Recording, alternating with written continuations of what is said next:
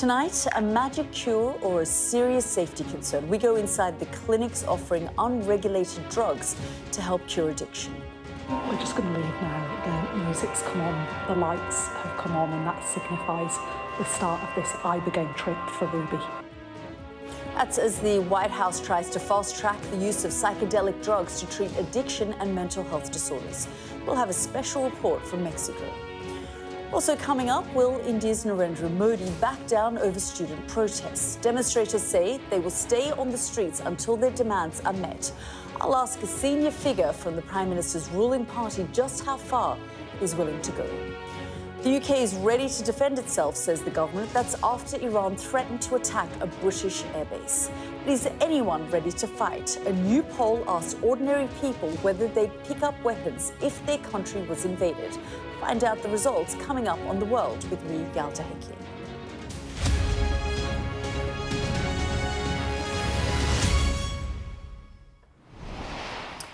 Now, what if there was a pill that could cure addiction and mental illness overnight? That's a claim being made about one of the world's most powerful psychedelic drugs. It's called Ibogaine treatment. Ibogaine. He was suicidal when he did it, and it completely changed his life. It's derived from the root of a plant native to the forests of West and Central Africa, and it's been banned in the United States since the 1970s. But now, in a controversial move, the US president is trying to fast-track research and federal approval for its use in America.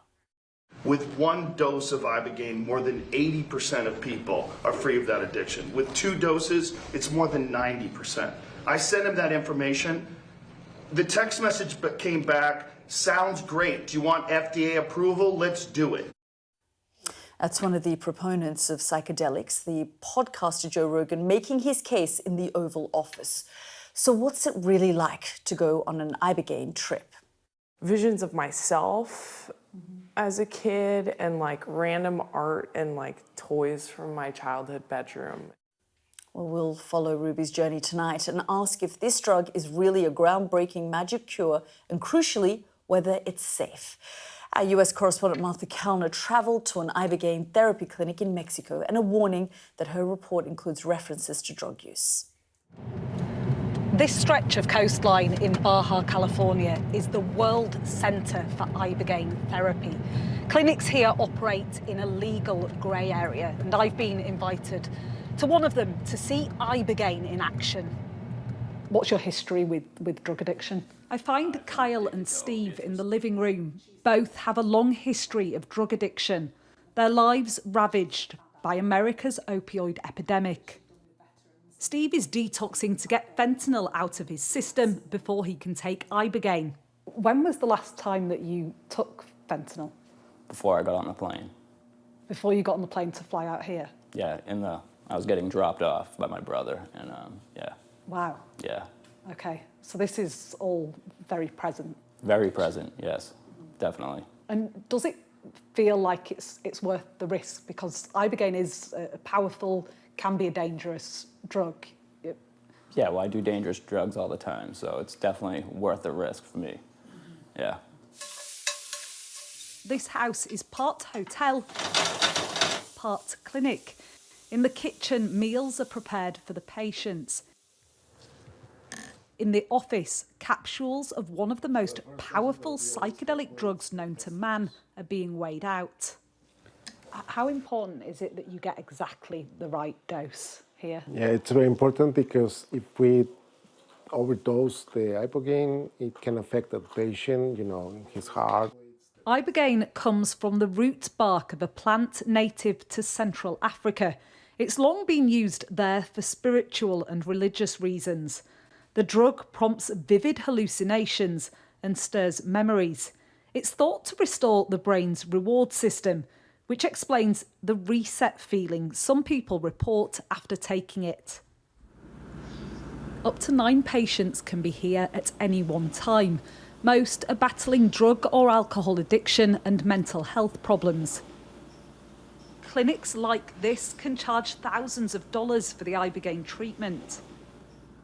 Ruby has agreed to let us film her full experience. She's a recovering addict with a history of anxiety and PTSD. So my partner has a friend who did Ibogaine about 10 years ago, and it was really beneficial for him. He was suicidal when he did it, and it completely changed his life. The executive order I'm signing. President Trump's sudden interest in psychedelics came as a surprise to many. It's called Ibogaine treatment. Ibogaine. His executive order means Ibogaine will be fast-tracked for research and approval. Have you done psychedelics before? Yeah. It paves the way for treatments like this to one day take place in the United States. You're going to have the test dose, okay, just to check how it's working in your body. The medical team is preparing to give Ruby her first dose of Ibogaine. The mood is set This is for not having any distractions. and Ruby's phone is taken away. Patients sometimes feel compelled to drug dial while on Ibogaine. This is your test dose, Okay. okay? Before the Okay. Very important, with Ibogaine, you can feel Final emotions, guidance is okay, offered and by you the can feel doctor. You are going to have some music and some lights, okay, to helping you going through the experience, okay? We're just going to leave now. The music's come on, the lights have come on, and that signifies the start of this Ibogaine trip for Ruby.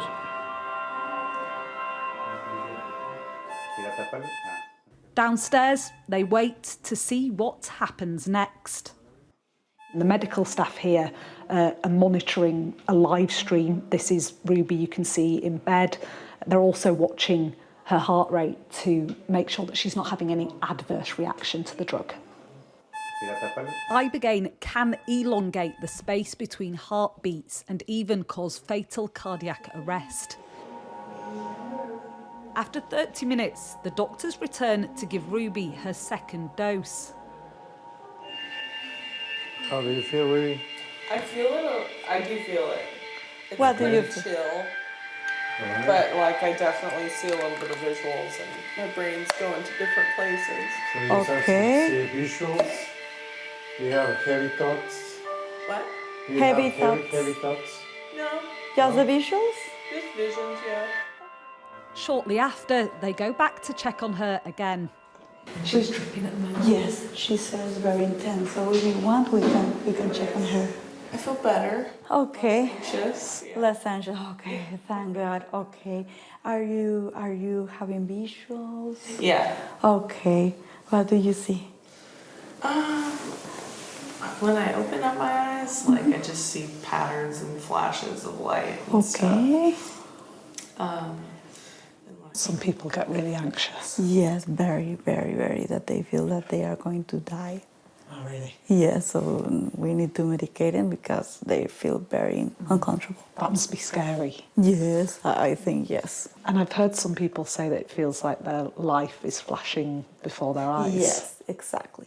Yeah, like they watch a movie about their lives.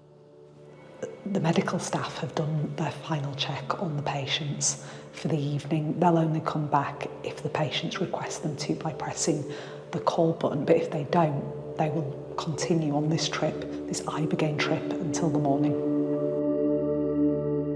Ibogaine trips sometimes last up to 12 hours or longer. It's an exhausting night for everyone. It's the day after the Ibogaine treatment. They describe this as the grey day, when lots of patients feel symptoms similar to a very heavy hangover. So low mood, extremely lethargic, often not wanting to eat anything. I'm going back to the house to see how Ruby's feeling. You okay? Yeah, I'm good.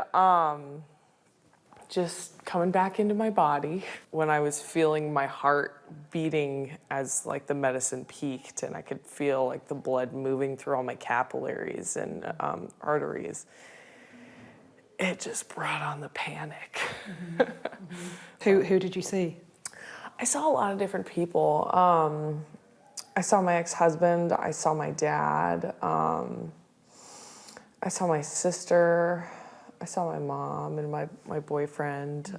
Visions of myself as a kid, and like random art and like toys from my childhood bedroom. Are you happy that you did it? Do you feel like you're going to come away with something? Oh yeah. With my anxiety, because it's pretty constant in my life, I feel it in my body all the time. And ever since I woke up this morning, like I don't feel it in my chest. Really? Like, yeah, it's weird. Like I don't feel my like heart pounding right here like I normally do. So that's pretty wild. Yeah. That's pretty incredible. Yeah. So we'll just see what else happens. Yeah. Testimonies like Ruby's are helping to further the case for Ibogaine with politicians. Everybody has problems, and most people solve them one way or another themselves. Conservatives in America have long been staunchly anti-drugs. Something like schizophrenia. From Richard Nixon, America's public enemy number one is drug abuse, to Nancy Reagan's famous slogan, Just say no. But Donald Trump is now inviting advocates for psychedelics like podcast host Joe Rogan into the Oval Office. With one dose of Ibogaine, more than 80% of people are free of that addiction. With 2 doses, it's more than 90%. I sent him that information. The text message came back, sounds great. Do you want FDA approval? Let's do it. It was literally that quick. Brian Hubbard, who is known as the Republican Party's psychedelic whisperer, was there too. How did you persuade Donald Trump to break with tradition here? Well, it was certainly not me by myself by any means of the imagination. With Mr. Rogan's help, he was able to reach out to the President of the United States, explain that Ibogaine is unique in its capacity to produce breakthrough therapeutic results. Whatever any person's opinions may be of President Trump as a political figure, even if you happen to be an individual who disagrees with 99.9% of what he does, every once in a while, even the greatest opponent will offer a hand of progress that everybody can agree on. Back at the clinic, father of 3, Kyle, is having his heart screened to check he's suitable for treatment. How old are you, Kyle? 37. He's hoping Ibogaine will help him kick a decade-long drug habit. I've kind of felt like this wasn't a choice for me, just because of some of the struggles that I'd had. I felt like I needed to come here. You feel like this is your only option? Yeah, pretty much. I would rather risk my life to get my quality of life restored again and back, there's a lot of other people out there that feel the same way, and you can't blame them. What's up, man? Almost 3,000 people have been treated here over a decade, most of them arriving from the US and Europe. Clinic owner Aidan managed to overcome his heroin addiction using Ibogaine 14 years ago. He's seen great success stories, but says many are being misled by claims of a magic cure.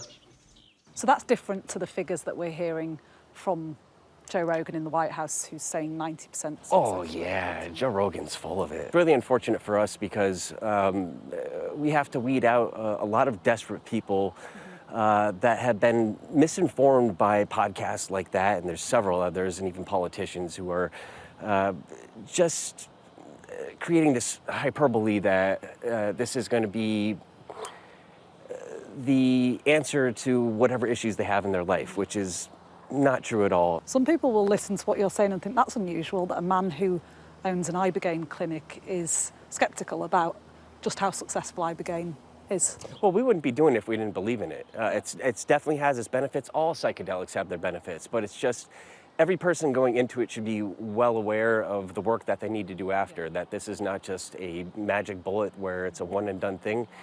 And we just try to be as transparent as possible instead of trying to hop on the gravy train. Some scientists who have studied the drug extensively say it's far too soon to make it legal. You think that the number of deaths from Ibogaine could well be larger than the publicly reported figures that we currently have? Absolutely. In an unregulated black market of treatment in clandestine international locations, we know absolutely nothing about whether it's actually safe or not. That's quite scary, isn't it, given what we're hearing from the White House at the moment about trending towards the possibility of federally, approving Ibogaine. That's quite scary. It is quite scary for me and for a lot of people in the scientific community. In some ways, it's actually the opposite of what we saw unfold with the Controlled Substance Act back in the 70s, where they were, similarly not listening to scientists, but they were going the other direction. I'm leaving Mexico with the scientists' warning ringing in my ears. I've seen up close how powerful Ibogaine as a drug is, and how intoxicating it is to people who are desperate for something, anything to fix their problems. For some, it heralds remarkable results, but with the lack of any long-term clinical studies into Ibogaine, there are serious, outstanding questions about its safety.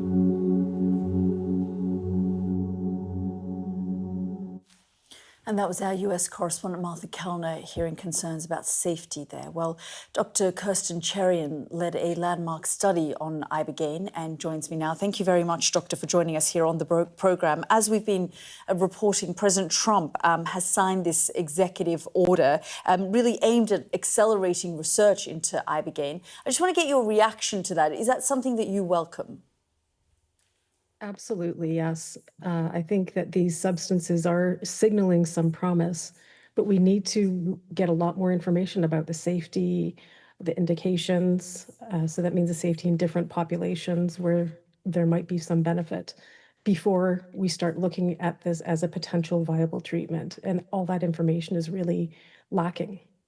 Yeah, you've led some studies around this, a landmark study by the name of Mystic. Just talk us through what you found in your research, because you didn't solely just focus on Ibogaine. You mixed things like magnesium with it. Why did you conduct your study in the way that you did? A lot of the practitioners actually do co-administer magnesium sulfate with Ibogaine, and the reason is for cardioprotection. Ibogaine can contribute to safety risks with respect to development of an arrhythmia that can become fatal. And the treatment of that arrhythmia is magnesium sulfate. So I think that's where this practice became more readily used, was to provide that layer of cardioprotection. But still, this was a very rigorously medically and psychiatrically screened population that were in our study. And that is really important for anyone undergoing Ibogaine treatment, is that they are medically screened and also monitored throughout the treatment.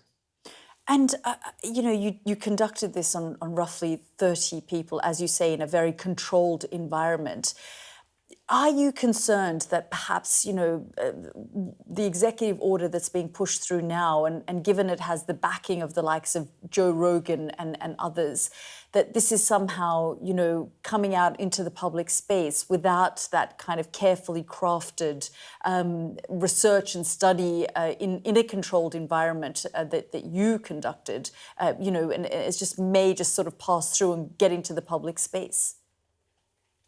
There definitely is concern about how the messages from the study outcomes are being received. And just to be clear, the study was an observational study. So we had actually people who had already signed up to do Ibogaine treatment at a clinic in Mexico come to Stanford to do clinical evaluations and neuroimaging studies and cognitive evaluations before they went to Mexico.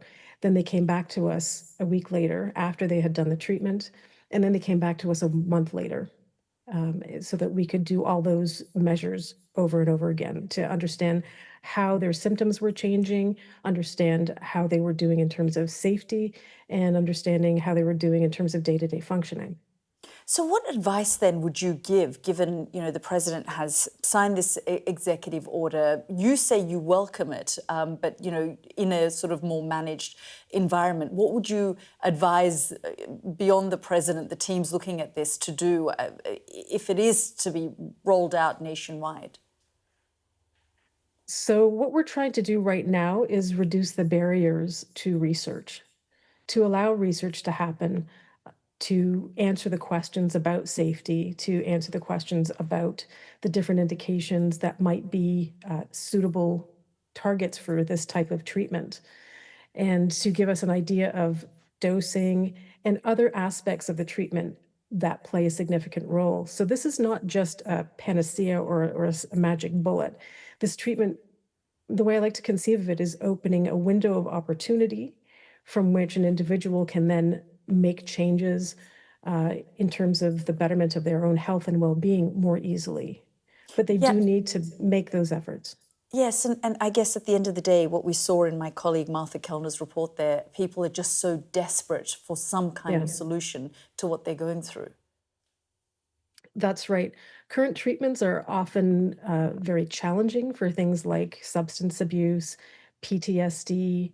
When you have these kinds of disorders in the setting of traumatic brain injury, depression, and anxiety, you get into a really complex area where you're trying to administer a treatment targeted to a certain indication or a certain disorder, but it's within a setting where there are multiple other issues happening at once. And what Ibogaine does seem to do is it seems to be able to affect a lot of different symptoms all at the same time, so that when we saw improvements in PTSD, depression, anxiety, substance use, and also day-to-day function, that gave us a really interesting piece of information about what are the next steps that we would like to do in terms of research. Dr. Cherian, really grateful for your time. Thank you very much for joining us. Thank you. This is The World with me, Yalda Hakim. Still to come on the programme, how India's Prime Minister is being forced to respond to mass protests led by Gen Z.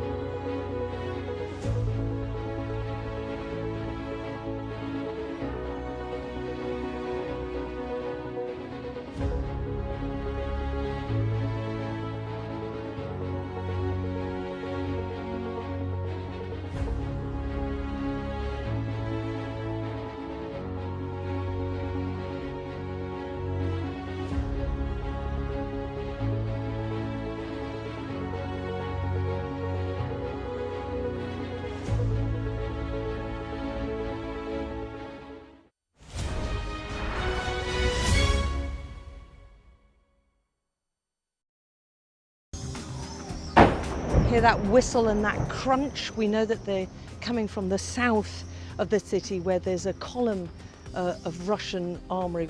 I'm Alex Crawford and I'm Sky's special correspondent based in Istanbul. Look at that sheet of flames, and that has happened within minutes, and now it's coming from both sides and it's moving this way.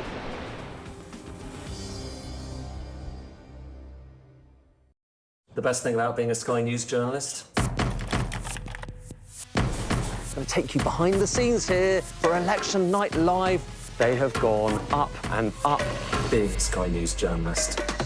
At Commonwealth, Sky News, is anyone going to talk to us? Mortgage rates did go up very sharply during your time in office. Here it is. First off, just the scale of what we're looking at. Our data shows it's been happening. Question is, why it hasn't been stopped. Jubilation in the streets, while some emotional.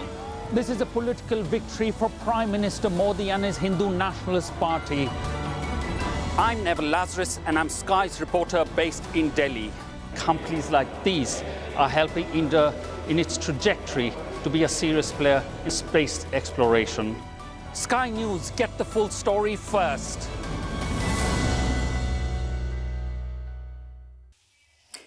Now to the cockroach movement, led by young students, that's piling pressure on the Indian Prime Minister.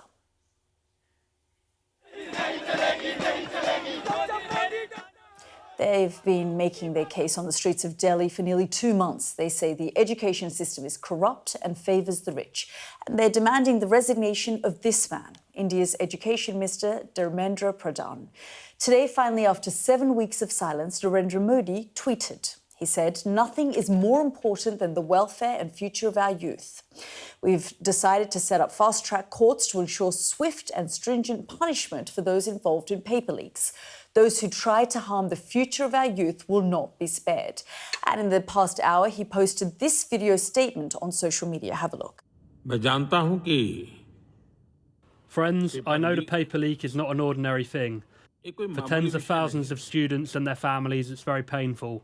And that's why since the paper leaks happened, the 2.5 months ago, we took many steps. The perpetrators are in jail. Today, my departments have given me details of fast-track courts and the stringent punishments that go with it. That will be discussed in Parliament. My Cabinet colleagues will give their inputs and opinions, and we shall finalise the provisions. And by next Monday, when it's the second week of Parliament session, we will try and get that bill passed as soon as possible. That was the Indian Prime Minister there, but that won't be enough for the leaders and supporters of the Cockroach Janta Party. They gave their reaction to our India reporter, Neville Lazarus. Have a listen. It's a band-aid measure. It doesn't do anything at all to improve the system. It's an eyewash. They want to show as though the government is doing something. There can be no compromise on our demand for Dharmendra Pradhan's resignation. The government must know through your means and through other means that the protesters will not accept anything less than Dharmendra Pradhan's resignation. It is because of him that skulls have been broken open by the police. It is because of him that girls, young children have been molested by the police, and they should be ashamed and they should have already taken responsibility. Our Prime Minister is a man of many words. Very few of them come true. In the previous, he has promised a lot of things, and none of them have came true. Now, for us to step back and to accept something that he is giving us as a consolation prize would not be acceptable. So I don't think that is feasible. I don't think that's acceptable, and I don't even think that's right. That's not going to solve the entire problem of the corruption scam that has been going entirely. It's a distraction by telling people that we are doing something, but not addressing the real problem of paper leaks or the system of examination which has failed. They're not trying to address that. Well, listening to that was BJP National Spokesperson Gaurav Bhatia. Mr. Bhatia, thank you very much for joining us here on the programme. So we know that the Prime Minister in the last hour or so has tweeted out a message to these young people. He put out a video as well. We just heard there from the students, though, that they're saying that's not good enough, that this is just a distraction and it's a bandage approach to a much more systematic and wider problem. I just want to get your reaction to that. Thank you for having me on your program, Yalda. I would like to begin by saying that your introduction said that the Honorable Prime Minister of India, Shri Narendra Modi ji, was forced to respond. I would put it differently. In a vibrant democracy like India, where we are saying even the protesters have a voice, they have their right to dissent and disagree and even to protest, the Prime Minister has dealt with the entire issue very sensitively. And he has engaged with the protesters also, which is our strength. And as we speak, just a few hours back, there has been a major breakthrough as well, where through dialogues with Shri J.P. Nadda ji, who's a very senior leader in the government, as well as Mr. Jitendra Singh ji, Sonam Wangchuk, who was fasting, has decided to break his fast. And that itself shows that we are serious about engaging with the protesters. But Having said that, Mr. Bhatia, the protesters say, regardless of these messages, regardless of the hunger strike ending, they're calling for a nationwide protest tomorrow. So this hasn't allayed their concerns, and they're saying that until the Education Minister doesn't resign, they're not going to get off the streets. So, Yalda, we need to understand, as I have mentioned, Sonam Wangchuk was one person who was protesting. Now, we have seen that Narendra Modi ji, in his statement made today, and even earlier, had spoken about setting up a fast-track court which will take care of perpetrators of crime, and this will also ensure they're punished. When you say there is a certain section of protesters who feel that they will continue to protest, I can tell you that the large section of society in India has full faith in the leadership of Shri Narendra Modi ji. If there are dissenting voices, there are going to be nationwide. Can I complete myself, Yalda, please? But I just want you to address this calls for a nationwide protest. Let me complete my point, and I will address your point as well. I need to put forward the facts which are very important. So if there is a section of youth who want to continue the protest, I can tell you very responsibly, this government believes in the power of engagement. We will talk to them, we'll assuage their feelings, and we are very hopeful that the youth of the country who stand firmly with the Prime Minister will understand, and they will see reason as to why they should not protest and engage in a meaningful dialogue. Mr. Bhatia, you say that the Prime Minister has addressed this. It's taken him 2.5 months to respond to the demands of these protesters. In fact, what they're saying is that there have been at least 150 paper leaks in the last 10 years. And these issues, these concerns have not been addressed at all. It's taken this protest to spill over and for tens of thousands of people to come out onto the streets before there's been any reaction from the government. The fact that there has been 20 suicides as a result of this neat paper leak, and it's led to the deaths of at least 20 people, that in itself shows the seriousness of this matter, and it hasn't been addressed. Let me first of all, make it very clear to you, when you give me this number that there have been so many incidents of paper leak, please understand there are examinations conducted by state governments of other political parties as well. And therefore, the responsibility would lie with those governments also. Having said that, I think ours is the government which has ensured that there is a central law which is enacted to punish anybody who indulges in illegal activity. But this hasn't happened, has it, to date? Just, Yalda, you'll have to bear with me. But I do want to put Yalda, this to you, sir, please. Mr. Bhatia, because you're saying that these issues have been addressed, but it's 20 people have committed suicide. And I've just put to you that there are reports that 150, regardless of which government, whether it's in, the provinces and states of the opposition or the current government, as the representative of the national government, the federal government of India, do you not have a responsibility to ensure that the system is overhauled so that this is a fair and equal process for everyone, not just those who can pay for or buy a paper, and have that paper leaked to them? So I love the way your questions are longer than my answers, and then sometimes you are interrupting me in between. I just want to, make my answer very clear to you. 2 months the Prime Minister was waiting is not correct. Let me tell you, the paper leak happened. There are 2 million students who had appeared. The priority of the government first was that we get the retest done. And the retest was done on 21st. After that, we have also ensured that we engage with everybody. And third, and most importantly, Yalda, you must know that this issue was also agitated before the Supreme Court of India, which also was satisfied with the answer given by the government. Now, having said that, when you say that 20 people have committed suicide, I dispute that number, but even one person committing suicide, our government is very sensitive, and therefore we are making major changes in the examination system itself. Including Those are compensation percolating to for their families, which is one of the demands of the students? Yalda, this is a sensitive government. We will take every effective decision that will ensure a brighter future for the youth of the country. And they have full faith in the leadership of Shri Narendra Modi ji, who has won 3 Lok Sabha elections. Those are the center elections in the But I want to last 14 focus years. on this moment, sir, because it is a sensitive moment, as you say. And I just want to show Absolutely. some of the reporting from our own correspondent on the ground when the protesters clashed with police. Police came out onto the streets and they were saying that they were protesting very peacefully out onto the streets. Our reporter was there with them. I just want to show our viewers the footage that he captured from the ground. The protesters have broken the barricades put up by the police, and now they are moving towards Parliament.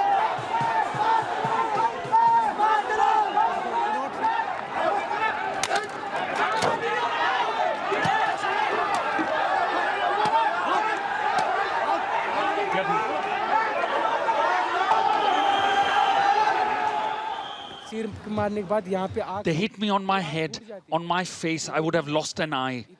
I've had stitches, and when I fell, they beat me mercilessly on my legs. When I tried to stand up, one hit me on my chest and I fell. I don't know what kind of enmity they had with me.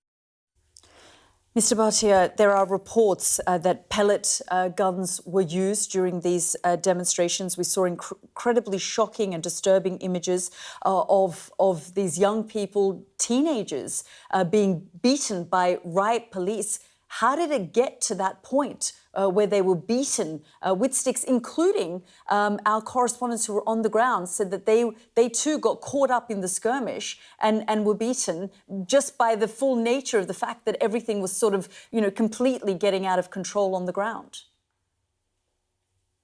Yalda, just the way we are discussing this entire episode, I think your reporters also need to move around. The youth of the country, as well as the cops who are wearing the uniform and they are performing their duties, are all Indian citizens and responsibility of the government. There have been incidents where cops have also been physically assaulted by some of the so-called protesters, to which I would say there is a right to dissent and protest in India, but there is no right to incite violence. And such cases should also be shown by your channel, because that would be a comprehensive coverage, and that is the need of the hour. And I've been seeing reports of police being injured, but from the reports... Why are you not showing it, Yalda? Why are you not showing it? What I was showing you and your response... What your responsibility is, so I'm trying to tell you, your responsibility as the government is to ensure that when a peaceful protest takes place, you don't put out riot police against teenagers who are coming out and beating up protesters. And our correspondent was on the ground and saw that the police started the violence and crackdown against the protesters first. So, Yalda, first of all, when you say it's a peaceful protest, these are our youth, our responsibility. But if there are elements who are breaking the law, say if there is a protest outside 10 Downing Street, which is not a designated site for protest, I'm sure even the police in your country would act, because that is the law of the country. That is exactly what was done. Minimal force was used, and we are engaging with the students. But if somebody would try to take... Sir? May I complete myself? May I complete myself? Were pellet guns courtesy, used? Were out pellet of courtesy, guns used? May I complete myself? Please out go of ahead. Courtesy? You should allow me. I think that's a good way of having a discussion. You can't be interrupting me while I'm making my points. Please, I request you. Go ahead, sir. Thank you. So all that I want to tell you is these are our youth. We are engaging with them. I have given you the names of the ministers who are engaging with the youth of the country. We will assuage their feelings. We will ensure that they also believe in the statements that are being made. But at the same time, nobody has the right to be violent, to use stones or, hurt the policemen who are doing their duty. Including the police? Will you prosecute the police who have been heavy-handed and violent towards these students? As we speak, this matter is also before the High Court of Delhi, which has the jurisdiction. I think just like the citizens of India have faith in the judiciary, even you as an anchor should have faith in the robust judicial system that we have. And any high-handedness by any person in uniform also would be looked into. The rule of law has to prevail, and that is the mantra of the Modi government. Mr. Bhatia, just finally, is the Education Minister going to resign? I have said what I had to. I think it is the prerogative of the Prime Minister to choose his cabinet, just the way it is in UK, and no channel or no reporter can dictate who would be the minister holding a certain portfolio. Oh, this is not me dictating, I'm putting the demands of the students to you. And can I also just ask you, sir, can you guarantee that there will be no more paper leaks in the country as a result of these courts that you're putting in place? Is that a guarantee from your government? The endeavour is to have a foolproof system. There have been marked improvements, and in future, we are very hopeful that such an incident of paper leak would not happen. Mr. Bhatia, thank you very much for joining us here on the programme. Thank you. Well, as you heard in that interview, an education activist who's been backing the students has ended his 26-day hunger strike. Sonam Wangchuk was forcibly hospitalised this weekend and has lost 11 kilograms. The Prime Minister responded to his announcement saying he should follow the instructions of his doctor. And while he's stopped his protest, students say they will be on the streets again tomorrow. Let's speak now to journalist and author Baraka Dutt. Baraka, it's always really good to speak to you. And I know that you've been on the ground with the students, speaking to them, interviewing them, speaking to officials from all sides. You heard there my interview with the BJP spokesperson. I just wanted to initially get your reaction to that and what the government is currently saying, including the Prime Minister. Hi, Yalda. Good to see you as always. It was very interesting to listen to Gaurav Bhatia because I think more or less he was trying to sound a conciliatory note vis-a-vis the students. And the Prime Minister has now twice tried to reach out to the students in the last 24 hours via a tweet and via a very Gen Z-friendly vertical video which was shorter than 3 minutes. I also noticed those details because let's remember, this is very much a Gen Z-led protest. I wish that the government had acknowledged the pain, the anger, the anguish of students, maybe even 10 days ago. Maybe if even 10 days ago, the government had made an attempt to reach out for talks, as they're now trying to do, it wouldn't have come to the point where protesters were facing off with the police on the streets of the national capital. So in short, my primary thought is this. Dialogue is the only way forward, but the government in India miscalculated the depth of the anger among India's young.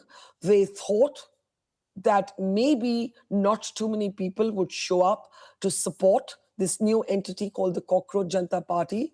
They ignored the protests at first, and then they realized that they'd made a mistake. So now they're trying to catch up and contain the damage and the fallout. And Baraka, the protesters are saying these messages from the Prime Minister, it's not enough. The hunger strike of Sonam Wangchuk ending is not enough. They want to see the resignation. They want to see this whole system overhauled. They've now called for a nationwide demonstration. Do you think that's now going to go ahead? And do you think the government can contain this now that we are seeing the Prime Minister and others coming out trying to take control back? I think for the benefit of viewers who are watching this, Yalda, it's very important to explain that while this may have started out as anger over a paper leak, I would describe it as akin to a pressure cooker that has burst. What I've been seeing in my interactions with all of the young protesters is this. There is a great deal of anxiety about their future. The paper leak is one part of that. I met today at the protest site the son of a laborer. He's extremely anxious. He's the son of a poor daily wage laborer. He's extremely anxious about whether he can get a job. I interviewed today a woman from a totally different socioeconomic class, upper middle class, but she stood solo to block a police van in Mumbai that was ferrying protesters who had been detained. What I'm trying to tell you is that I think we're seeing something well beyond the paper leak. Let me give you an example. Mumbai's celebrities, the film industry, Bollywood, is known for its silence on political and public issues. This Gen Z movement has managed to make itself so relevant, so cool, so trendy, so popular, that we've seen celebrity after celebrity, people who've never taken a single position in years on any issue, feeling the pressure to come out and show solidarity with the students. And I think what we're really seeing is young people saying to the government, to this government and any other government, your power derives from us. So this movement has now become about reclaiming power. I will say one other thing, though. I am worried. I'm worried because, you know, when you make an open call for a people's movement, it's fabulous to see young people speaking up for themselves, but it is also a movement without a leader. So sometimes there is this apprehension about who's taking decisions. Where is it going to go? If vandals join the crowd and let's say, you know, start misbehaving, who will contain them? So there are all these concerns, because of which I hope that despite the enormous inflection point that this movement has brought for Indian politics, I do very much hope that a genuine, authentic, fair game dialogue does indeed begin between the Cockroach Janta Party and the government. So far, they've said no, nothing short of the resignation of the education minister, but we are hearing that there is going to be a round of talks tomorrow. So I think everybody is still watching that space. Baraka, I have about a minute to go, but I just wanted to quickly ask you, where does this leave the Modi government that's been in power for 12 years, has more or less had a grip on social media, and there isn't much of an opposition in the country? Where does this leave things? I think there's no clear answer to that in empirical terms, because it's not as if this sentiment is being tested against any immediate election. But I think if you were to do a survey, and by the way, this survey, I'm willing to stick my neck out on this. I think a majority of BJP voters, people who have voted for the Prime Minister, would say that they want the Education Minister to resign. So that's the first point. And the second point is, this is an extremely powerful government. This is a government that isn't used to a lot of criticism.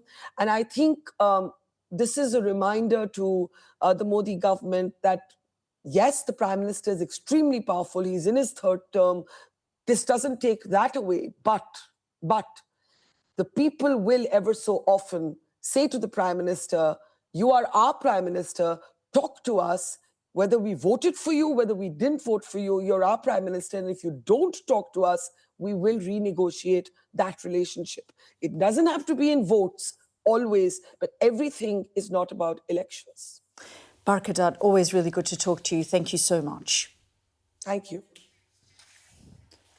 Now, I just want to focus on the war in Iran, because overnight the Houthis, who are backed by Iran, opened up another front in the conflict. This is the Bab el-Mandeb Strait. It's the main maritime route from Europe to Asia. Fighters say they have attacked 2 Saudi ships in the Red Sea and are forcing other vessels to turn back. It could have a catastrophic impact on the global economy. Ships would instead have to travel around the southern tip of Africa, causing big delays. And the disruption is already having an effect.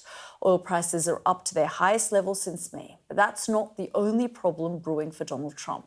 Just hours after signing a landmark deal with Saudi Arabia, which would allow the kingdom to build nuclear power plants using US technology, he's injected a new condition. Riyadh must recognise the state of Israel. Just have a listen. The president is always the final deal maker, as you know, and this is something that he has mentioned on numerous occasions going back. I can provide you with those statements, and he has said if they don't join the Abraham Accords, the deal is off. So we'll continue to have those conversations with our Saudi counterparts moving forward. Caroline Levitt there. Let's go straight to our David Blevins. And David, you know, this idea of normalising with Israel has been something that the United States has been pushing and something that, frankly, Israel has desperately wanted on the table for a long time. Yes, that's right. But of course, this is a new condition that Donald Trump appears to have added to this deal just 24 hours after it was announced. He now says the deal is totally subject to Saudi Arabia signing the Abraham Accords, that deal from his first term that saw several Arab countries normalise relations with Israel. Now, Saudi Arabia has repeatedly said it's not prepared to do that unless Israel recognises the state of Palestine, and Israel has no intention of doing that. But this is not just about sovereignty, Yalda. It's also about security. Avigdor Lieberman, a member of the Israeli parliament, former defence minister, potential candidate to be prime minister, said a civilian nuclear programme in Saudi Arabia will lead to a mad arms race across the Middle East. And that is indeed the risk, because there is no prohibition on Saudi Arabia enriching uranium for civilian purposes. But we also know it can be enriched to produce nuclear warheads. How much have we talked about that recently? And that's the big question for many people. Why would Donald Trump allow one country in the Middle East to do that when he is ostensibly at war with another to make sure they don't do that? David, thank you so much. Well, Iran directed a not-so-veiled threat at the UK today, suggesting Tehran could target British air bases. That's after the new Prime Minister Andy Burnham confirmed he would allow the United States military to use RAF Fairford in Gloucestershire to launch strikes. In response, the Ministry of Defence said the armed forces stood ready to defend the country. So what would happen if the UK was threatened with imminent invasion? Well, exclusive polling by YouGov suggests only a handful of people in the UK would volunteer to fight. Those findings after it gathered the opinions of ordinary people from 7 different countries. Here's our Security and Defence Editor, Deborah Haynes. Would you be willing to serve if this country was about to go to war? Apparently not. A new survey found that just 6% of people in the UK would volunteer to fight in the face of an imminent invasion. A further 14% of Britons would agree to serve if called up. But 17% said they'd refuse any order to defend their homeland, while a whopping 52% of people polled said they'd be ineligible because of age or disability. As for the chances of war, the YouGov survey shared exclusively with Sky News found that almost 1/3 of people, 29%, said they believe it's likely the UK will come under a full-scale military attack within the next decade. By contrast, though, the majority of respondents, 51%, saw such a threat as unlikely. They'll be hoping that they're right, as the poll exposed an extraordinary lack of confidence in the ability of the military to keep the UK safe should the worst happen. 53% of people said they were not confident their armed forces are strong enough to defend this place, while just over 1/3, 38%, said they were. In another interesting finding that will be music to the ears of the people in the Ministry of Defence, the survey discovered that 57% of the British public believe the government is spending too little on defence. 6% said they thought the defence budget was too big, while 17% thought it was about right. However, there was no agreement among the more than 2,300 British people surveyed on where any extra money to invest in the armed forces should come from. More than half said they opposed funding a bigger defence budget by raising taxes, by shifting expenditure in public services, or by borrowing more. So a big problem for the next government. YouGov also polled people in Poland, Canada, France, Germany, the US and Australia as part of its survey. Everyone was asked what they regard as the biggest global threat from a list of options, which included a military attack, but that only came out on top here in Poland. As for Britain, Canada and France, they saw the biggest threat as climate change. Germany said mass migration. In the US, it's political extremism, whereas in Australia, they viewed the biggest global threat as religious terrorism. Deborah Haynes reporting there. The UK and all NATO members are under pressure from the US to increase defence spending, but the polling highlighted by Deborah there shows the citizens of NATO countries see America under Trump as a force for bad in the world. I've been hearing from Canada's Defence Minister, David McKenty. Well, I think there's a discussion now, a more fulsome discussion in Canada about our security and our sovereignty, particularly when it comes to the Arctic. We're very pleased to see, for example, one of the first things we did with the 2% spend was to give our armed forces the first significant pay rise since 1997. And so we increased wages between 8 and 20%, depending on rank. That's had a profound effect, we think. Plus a purpose. Canadians are feeling a stronger purpose to be able to serve, wanting to serve.